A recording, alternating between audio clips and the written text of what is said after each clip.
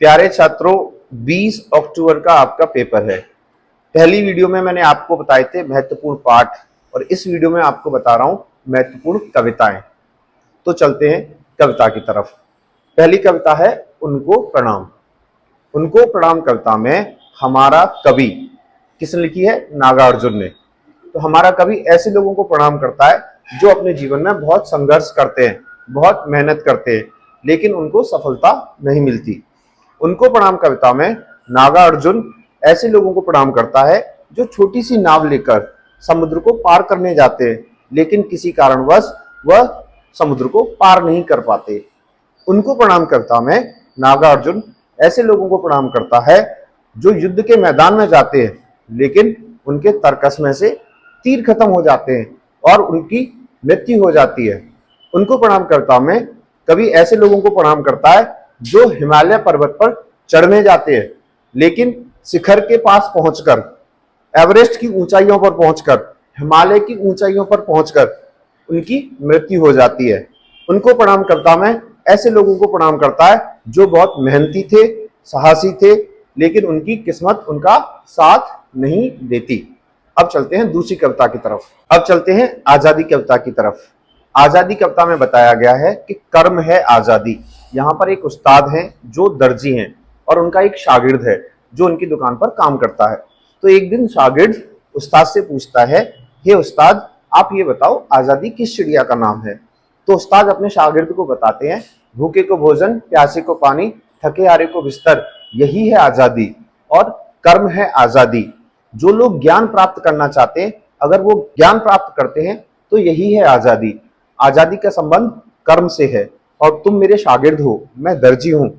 जब तक तुम्हारी सुई चलेगी, क्योंकि हमारा काम क्या है? सुई धागे का काम है, इसलिए तुम्हारे लिए तो सुई की नोक पर टिकी है आजादी। अगर तुम आजाद रहना चाहते हो तो तुम्हें कर्म करना पड़ेगा और सुई धागे का काम करना पड़ेगा।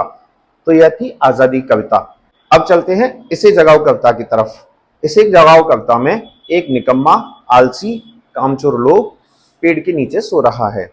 तो हमारा कवि अर्थात प्रभाकर मिश्र किससे कहता है? सूरज से कहता है, पक्षी से कहता है, हवा से कहता है, पवन से कहता है, जाओ जाकर इस निकम्मे और आलसी इंसान को जगाओ, क्योंकि अभी तो यह सो रहा है और बाद में जब यह जगेगा तो अपनी किस्मत को दोष देगा, भगवान को दोष देगा। तो इसे जगाओ कविता में एक निकम्मे और आलसी व्यक्ति को जगाने की बात कही गई है। अब चलते हैं आह्वान कविता की तरफ।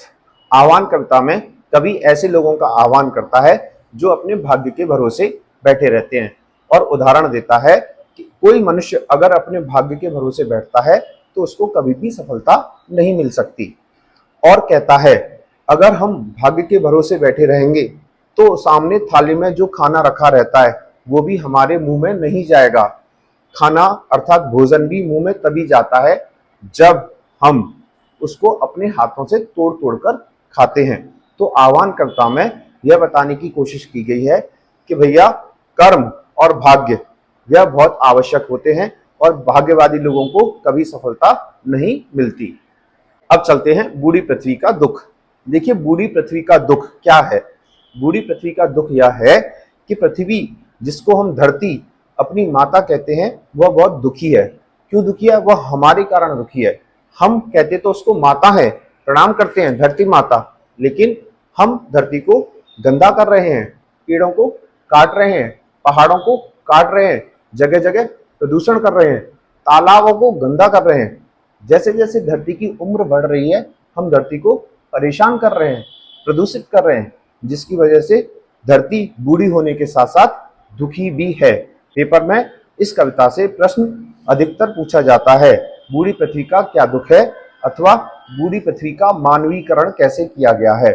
मानवीकरण अर्थात पृथ्वी को मानव अर्थात माँ के रूप में दिखाया गया है और हमें पृथ्वी की संतान बताया गया है, जो इतनी निकम्मी संतान है कि वो अपनी माँ को जगह जगह से प्रदूषित कर रही है, पेड़ों को काट रही है, जंगलों को काट रही है, तालाबों को गंदा कर रही है। तो मेरे प्यारे छात्रों, यह थी हिंदी कक्षा 10 सब्जेक्ट कोड 201 की महत्वपूर्ण कविताएं। अब चलते हैं थोड़े से रिवीजन की तरफ। मैं अपने एक स्टूडेंट के साथ इसका रिवीजन आपको कराता हूं।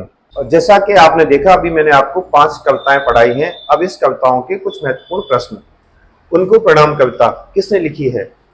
नागार्जुन ने लिखी है। नागा अर्जुन ने लिखी है।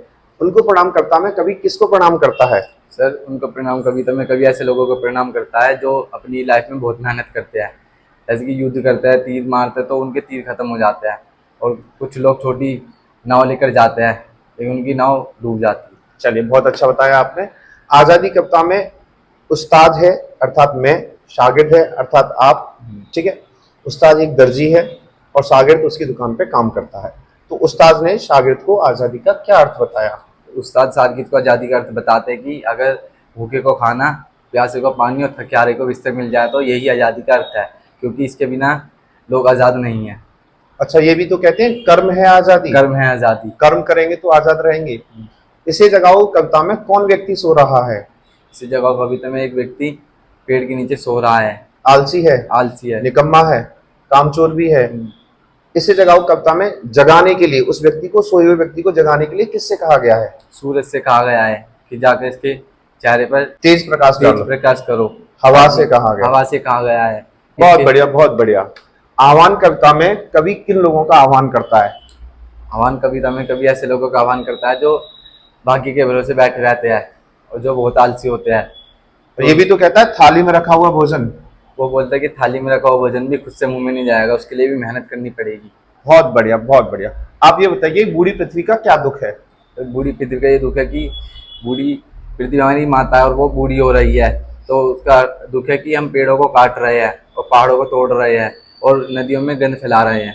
तो बहुत बढ़िया। बूढ़ी पृथ्वी। क्या नाम है आपका? हर्ष महरोलिया। हर्ष महरोलिया। आप किस क्लास में पढ़ते हैं? 10th class. हर्ष महरोलिया जी, आप हमें ये बताइए कि हिंदी का सब्जेक्ट कोड कितना है? तो हिंदी के सब्जेक्ट को 201 है। हिंदी का पेपर कब है? 20 तारीख को। 20 आने वाले 20 तारीख को। बहुत बढ़िया। आप ये बताइए कितने घंटे का पेपर होगा? 3 घंटे का पेपर होगा। हर्ष, आप मुझे ये बताइए, हिंदी का पेपर कितने मार्क्स का आता है? 80 मार्क्स का आता है। बाकी के 20 मार्क्स कहाँ गए? असाइनमेंट के। असाइनमेंट में चले गए। आप पेपर के लिए तैयार है? जी सर। कोई दिक्कत आपको? नहीं, आपके होते हुए क्या दिक्कत हो सकती है? ये बात भी सही है, हमारे रहते हुए क्या दिक्कत हो सकती है। चिंता ना करो, बहुत अच्छे नंबरों से पास हो गए आप। आपने बहुत अच्छी तैयारी करी है। थैंक यू, वीडियो में आप हमारे साथ आए। चलिए जी, thank you, all the best.